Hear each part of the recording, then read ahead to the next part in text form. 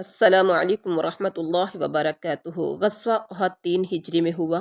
اس سے پہلے 2 ہجری میں غزوہ بدر ہوا تھا۔ مشرکین مکہ کے 70 سردار قتل کیے گئے تھے اور 70 ہی قیدی بنا لیے گئے تھے، اور ان کا بہت زیادہ نقصان ہوا تھا، اور اس نقصان کی وجہ سے وہ جو کہ ان کو بدر میں شکست فاش بھی ہوئی تھی، اس وجہ سے غیظ و غضب سے بھرے ہوئے تھے۔ ان کے سرداروں نے فیصلہ کیا کہ مسلمانوں سے ایک بڑی جنگ لڑی جائے۔ اس کی تیاری کے لیے انہوں نے ابو سفیان والے قافلے کا سارا مال وقف کر دیا، جس کی مقدار 1000 اونٹ اور 50,000 دینار تھی۔ اسی بارے میں اللہ تعالیٰ نے سورۃ انفال میں فرمایا، بے شک یہ کافر لوگ اپنے مالوں کو اس لیے خرچ کر رہے ہیں کہ اللہ کی راہ سے روکیں، تو یہ خرچ تو کریں گے، پھر وہ مال ان کے حق میں باعث حسرت ہو جائے گا، پھر وہ مغلوب ہو جائیں گے اور کافر جہنم کی طرف جمع کیے جائیں گے۔ اس کے علاوہ ان کے بعض شاعر قبائل کو مسلمانوں کے خلاف بھڑکانے لگے۔ بالآخر 3000 کا لشکر تیار ہو گیا، جس میں جذبات ابارنے کے لیے 15 عورتیں بھی شامل تھیں۔ لشکر میں 3000 اونٹ اور 200 گھوڑے تھے، اور ابو سفیان ان کا سپہ سالار تھا۔ حضرت ابن عباس نے اس لشکر کی تفصیل ایک خط کے ذریعے رسول اللہ صلی اللہ علیہ وسلم کو بھیج دی۔ جب یہ مکی لشکر ابواہ کے مقام پر پہنچا تو ابو سفیان کی بیوی ہند بنت عتبہ نے یہ رائے دی کہ رسول اللہ کی والدہ صاحبہ کی قبر اکھیڑ دی جائے، لیکن لشکر کے سرداروں نے یہ تجویز منظور نہ کی، کیونکہ اس کے سنگین نتائج نکل سکتے تھے۔ بالآخر یہ لشکر 6 شوال 3 ہجری بروز جمعہ کوہ احد کے قریب عینین نامی مقام پر خیمہ زن ہوا۔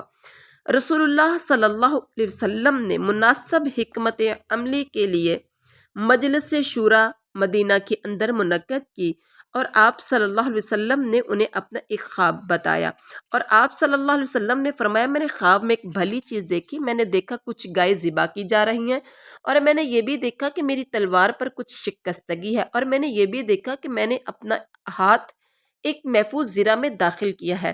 پھر آپ نے گائے کی تعبیر یہ بتائی کہ کچھ صحابہ شہید کیے جائیں گے۔ تلوار میں شکستگی کی یہ تعبیر بتائی کہ آپ کے گھر کا کوئی آدمی شہید ہوگا، اور محفوظ زرہ کی تعبیر یہ بتائی کہ اس سے مراد شہر مدینہ ہے۔ اس کے بعد آپ نے اپنی یہ رائے پیش کی کہ ہمیں مدینہ کے اندر رہ کر دشمن کا مقابلہ کرنا چاہیے۔ جب ہم مدینہ کی گلیوں کے داخلے میں دشمن سے لڑیں گے تو اس وقت عورتیں چھتوں کے اوپر سے ان پر پتھر برسائیں گی، اور منافقوں کے سردار عبداللہ بن ابی کی اس کی بھی یہی رائے تھی، تاکہ وہ اپنے آپ کو جنگ سے دور بھی رکھ سکے اور کسی کو اس کا احساس بھی نہ ہو۔ کچھ جوشیلے صحابہ کرام نے اصرار کیا کہ ہمیں باہر نکل کر کھلے میدان میں دشمن کا سامنا کرنا چاہیے۔ ان کے مسلسل اصرار سے اپنی رائے ترک کر دی، اور حضرت ابن مکتوم کو مدینے کا انچارج بنا کر عصر کی نماز کے بعد اسلامی لشکر کو کوچ کا اعلان کر دیا۔ راستے میں آپ صلی اللہ علیہ وسلم نے شیخان کے مقام پر قیام کیا، اور وہاں آپ نے مغرب عشاء کی نماز پڑھی اور لشکر کا معائنہ کیا، اور کم عمر کے صحابہ کرام کو مدینہ بھیج دیا۔ اس کے بعد آپ صلی اللہ علیہ وآلہ وسلم نے پیش قدمی کی اور شوط کے مقام پر فجر کی نماز ادا کی۔ یہاں اسلامی لشکر مکی لشکر کے اتنے قریب تھا کہ دونوں ایک دوسرے کو دیکھ رہے تھے۔ یہیں سے عبداللہ بن ابی اور اس کے 300 ساتھی یہ کہہ کر مدینہ واپس چل دیے، کیونکہ رسول اللہ صلی اللہ علیہ وسلم نے ان کی مدینہ کے اندر رہ کر لڑائی کرنے والی رائے کو رد کر دیا تھا۔ دیکھا جائے تو اگر یہ وجہ تھی تو منافقین کو مدینہ سے اسلامی لشکر کے ساتھ نکلنا ہی نہیں چاہیے تھا۔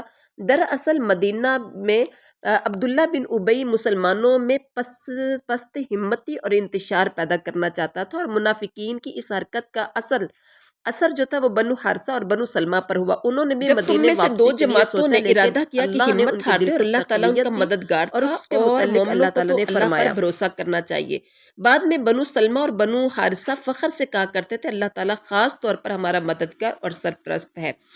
اور اس کے بعد اللہ تعالیٰ نے منافقین کے اس چال سے بچا لیا۔ حضرت جابر کے والد حضرت عبداللہ بن حرام نے اس نازک موقع پر منافقین کو سمجھانے کی کوشش کی لیکن وہ نہ مانے۔ اللہ تعالیٰ ان منافقین کے بارے میں فرماتا ہے کہ اور تاکہ اللہ تعالیٰ منافقوں کو لوگوں پر ظاہر کر دے، جب کہا گیا آؤ اللہ کی طرف اور لڑو یا دفاع کرو تو وہ بولے اللہ اگر ہم جانتے کہ تم واقعی لڑائی لڑنے چل رہے تو ضرور تمہارے ساتھ ہو جلتے، لیکن کفار کی تعداد مسلمانوں سے 3 گنا ہے، تم تو محض ہلاکت میں پڑ رہے ہو۔ وہ اس دن ایمان کی نسبت کفر کے زیادہ قریب تھے اور وہ اپنے منہ سے ایسی باتیں کرتے تھے جو ان کے دل میں نہیں تھی، اور اللہ تعالیٰ خوب جانتا ہے جسے وہ چھپاتے ہیں۔ اور اب منافقوں کی واپسی کے بعد اسلامی لشکر صرف 700 رہ گیا اور آپ نے اسلامی لشکر کو احد کے دامن میں خیمہ زن کیا۔ سامنے مدینہ تھا اور پیچھے احد کا بہت بڑا پہاڑ تھا۔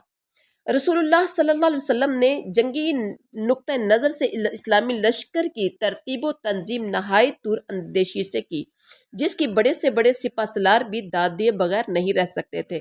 مثلاً آپ نے 50 تیر اندازوں کو حضرت عبداللہ بن جبیر کی کمان میں اسلامی لشکر کے قریب ایک پہاڑی پر متعین فرمایا تاکہ وہ شاہ سواروں کو تیر مار کر اسلامی لشکر سے دور رکھیں، اور انہیں یہ حکم دیا اگر تم لوگ دیکھو کہ ہمیں پرندے اچک لے جا رہے ہیں تو بھی اپنی جگہ کو نہ چھوڑنا یہاں تک کہ میں تمہیں بلا بھیجوں، اور اگر تم لوگ دیکھو کہ ہم نے قوم کو شکست دے دی ہے، انہیں کچل دیا ہے، تو بھی اپنی جگہ سے نہ ہٹنا یہاں تک کہ میں تمہیں بلا بھیجوں۔ یہ سب ترتیب و تنظیم آپ صلی اللہ علیہ وآلہ وسلم نے 7 شوال 3 ہجری بروز ہفتہ صبح کے وقت کی تھی۔ پھر آپ صلی اللہ علیہ وسلم نے ننگی تلوار کر کے، یعنی 7 شوال 3 ہجری بروز ہفتہ، آپ نے ننگی تلوار کر کے اسلامی لشکر سے پوچھا کہ اس تلوار کو لے کر اس کا حق ادا کون کر سکتا ہے؟ حضرت ابو دجانہ رضی اللہ تعالی عنہ نے عرض کیا یا رسول اللہ اس کا حق کیا ہے؟ آپ نے فرمایا اس سے دشمن کے چہرے کو مارو یہاں تک کہ یہ تلوار ٹیڑھی ہو جائے۔ عرض کیا میں اس تلوار کا حق ادا کرنا چاہتا ہوں، تو آپ نے یہ تلوار انہیں دے دی۔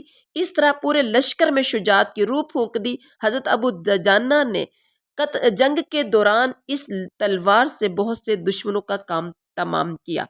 مکی لشکر کا سپہ سالار ابو سفیان اور خالد بن ولید اور اکرمہ بن ابو جہل، سفیان بن امیہ اور عبداللہ بن ربیعہ اس کے کمانڈر تھے۔ ان کا جھنڈا عبدالدار کی فیملی کے ہاتھ میں تھا۔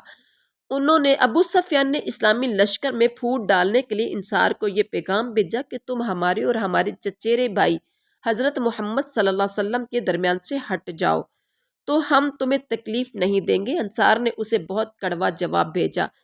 ادھر قریشی عورتیں دف بجا بجا کر گیت گا گا کر اپنے لشکر کے جذبات ابھارنے لگیں۔ مثلاً یہ گیت گاتی اگر پیش قدمی کرو گے تو ہم گلے لگائیں گی اور قالینیں بچھائیں گی، اگر پیچھے ہٹو گے تو روٹھ جائیں گی اور الگ ہو جائیں گی۔ سب سے پہلے مشرکین کا علمبردار طلحہ بن ابی طلحہ سامنے آیا اور حضرت زبیر نے اسے تلوار سے ذبح کر دیا۔ اس کے بعد بنو عبدالدار کے 10 افراد باری باری پرچم اٹھا کر آئے لیکن سب قتل کر دیے گئے۔ بالآخر ایک حبشی غلام نے پرچم اٹھایا لیکن وہ بھی مار ڈالا گیا۔ اس کے بعد کوئی جھنڈا اٹھانے والا باقی نہ بچا اور جھنڈا گرا ہی رہا۔ سب مجاہدین نے ایمان کی روح سے سرشار ہو کر اپنے سے 4 گنا دشمنوں کو بہت نقصان پہنچایا اور دشمن کے پاؤں اکھڑ گئے، ان کے حوصلے ٹوٹ گئے اور انہوں نے بھاگنا شروع کر دیا۔ حضرت برا بن عازب کی روایت ہے مشرکین نے شکست کھا کر بھاگنا شروع کر دیا، یہاں تک کہ میں نے عورتوں کو اپنی پنڈلیوں سے کپڑے اٹھائے پہاڑ پر تیزی سے بھاگتے دیکھا، ان کی پازیب دکھائی دے رہی تھی۔ جنگ کے دوران حضرت حمزہ نے مشرکوں کے علمبرداروں کا صفایا کیا اور مشرکین کی کئی بہادروں کا کام تمام کر دیا، لیکن وحشی بن حرب نے چھپ کر ان پر وار کیا اور انہیں شہید کر دیا۔ اس کی تفصیل وحشی کی زبانی سنیے۔ وحشی کہتا ہے کہ میں نے جبیر بن مطعم کا غلام تھا اور ان کا چچا طعیمہ بن عدی جنگ بدر میں مارا گیا تھا۔